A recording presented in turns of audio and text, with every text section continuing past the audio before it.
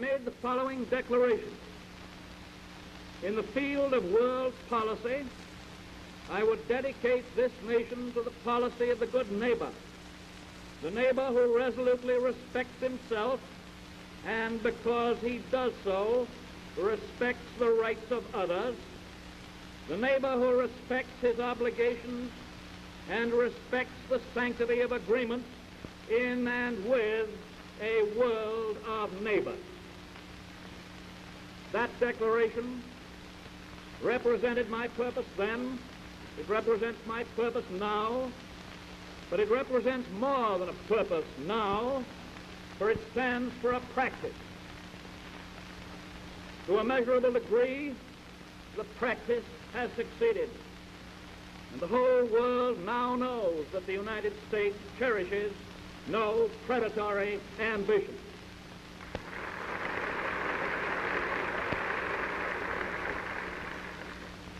We are strong, but less powerful nations know that they need not fear our strength. We seek no conquest, we stand for peace.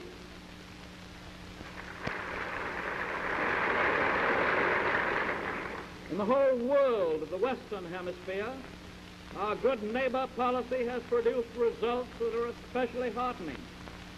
The noblest monument to peace, the noblest monument to economic and social friendship in all the world is not a monument in bronze or stone. It is the boundary that unites the United States and Canada, 3,000 miles of friendship with no barbed wires, no guns, no soldiers, and no passports on the whole frontier.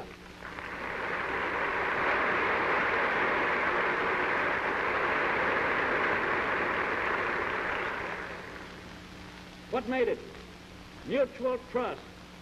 And to extend the same sort of mutual trust throughout the Americas was our aim.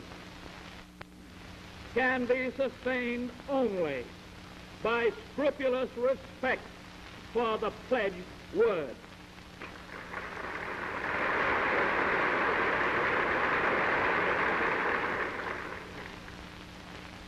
And in spite of all this, we have sought steadfastly to assist international movements to prevent war. We cooperated to the bitter end, and it was a bitter end, in the work of the General Disarmament Conference. When it failed, we sought a separate treaty to deal with the manufacture of arms and the international traffic in arms. That proposal also came to naught. We participated, again to the bitter end, in a conference to continue naval limitations. And when it became evident that no general treaty could be signed because of the objections of certain other nations, we concluded with Great Britain and France a conditional treaty of qualitative limitation, which, much to my regret, already shows signs of ineffectiveness. We shun political commitments which might entangle us in foreign wars. We avoid connection with the political activities of the League of Nations, but I am glad to say that we have cooperated wholeheartedly in the social and humanitarian work at Geneva.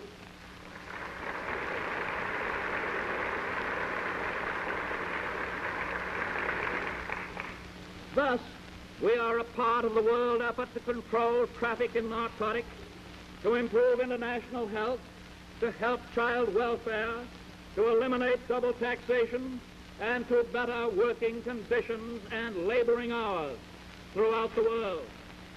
No, we are not isolationists, except insofar as we seek to isolate ourselves from war.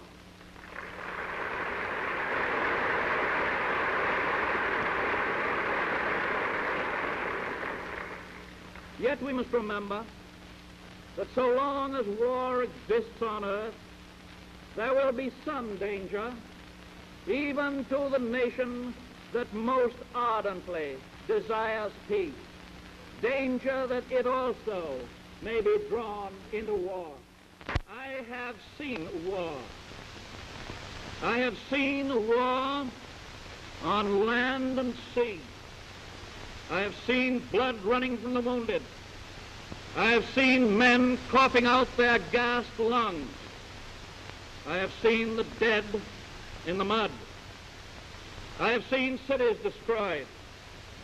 I have seen 200 limping, exhausted men come out of line, the survivors of a regiment of 1,000 that went forward 48 hours before.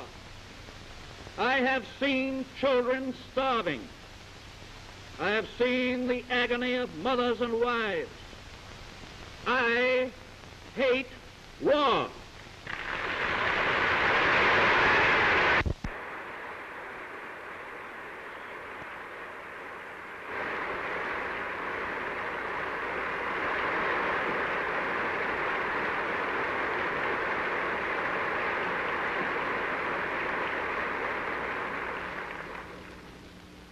Yes, I have passed unnumbered hours, and I shall pass unnumbered hours, thinking and planning how war may be kept from the United States of America.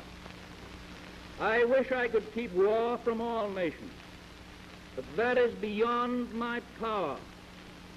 I can at least make certain that no act of the United States helps to produce or to promote war. I can at least make clear that the conscience of America revolts against war, and that any nation that provokes war forfeits the sympathy of the people of the United States.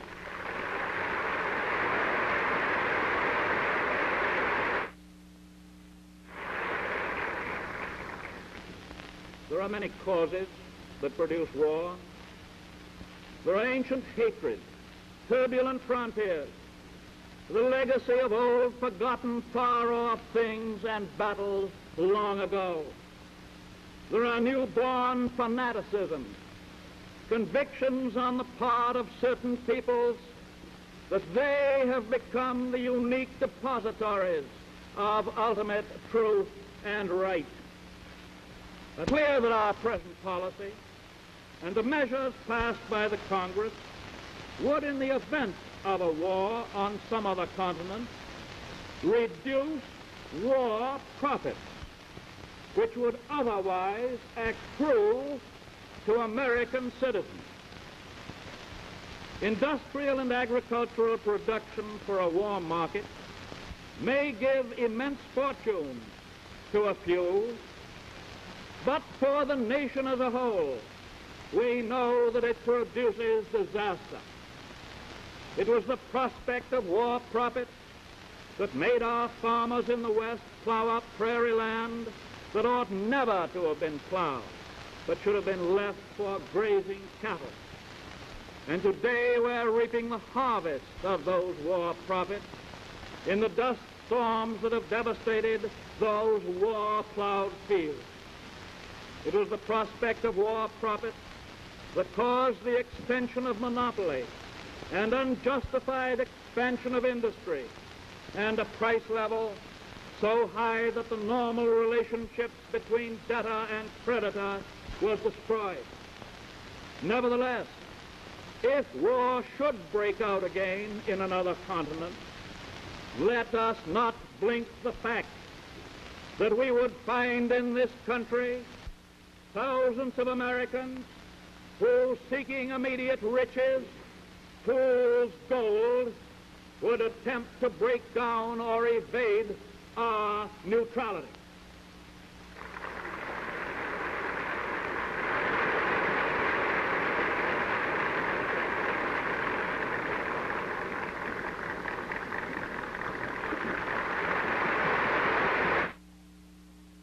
Fortunately, their views would get wide publicity by methods that you can understand as readily as I do, that if they could produce and ship this and that and the other article to belligerent nations, the unemployed of America would all find work.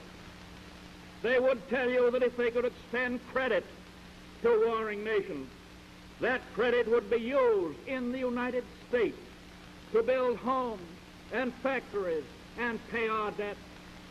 They would tell you that America once more would capture the trade of the world. My friends, it would be hard to resist that clamor.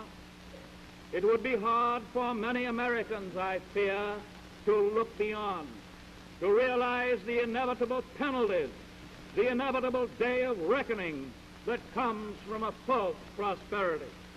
To resist the clamor of that greed, if war should come, would require the unswerving support of all Americans who love peace.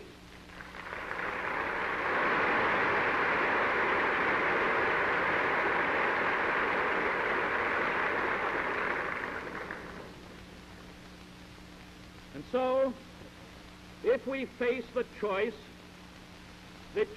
of profits or peace, this nation will answer. This nation must answer. We choose peace.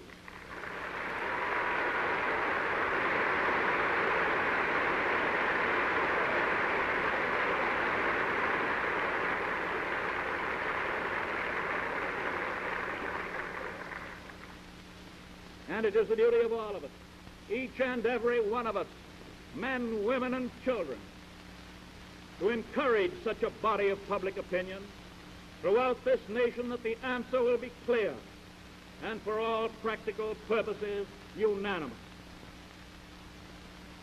Into the Great War in 1914 and eventually engulfed us and many other nations. We can keep out of war if those who watch and decide have a sufficiently detailed understanding of international affairs to make certain that the small decisions of each day do not lead toward war, and if at the same time they possess the courage to say no to those who selfishly or unwisely would get us into war.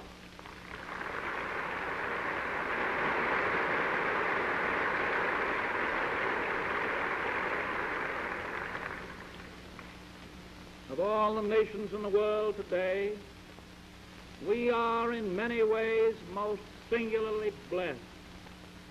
Our closest neighbors are good neighbors.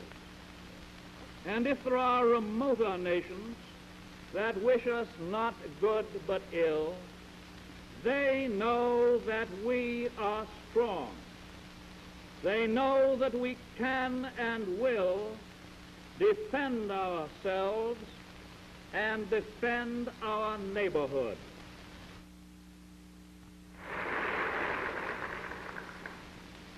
They know that we seek to dominate no other nation, that we ask no territorial expansion, that we oppose imperialism, and that we desire reduction in world armaments. We believe in democracy.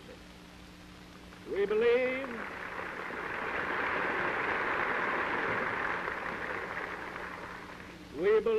in freedom. And we believe in peace.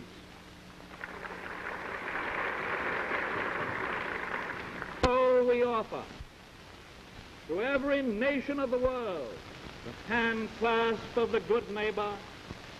Let those who wish our friendship look us in the eye and take our hand.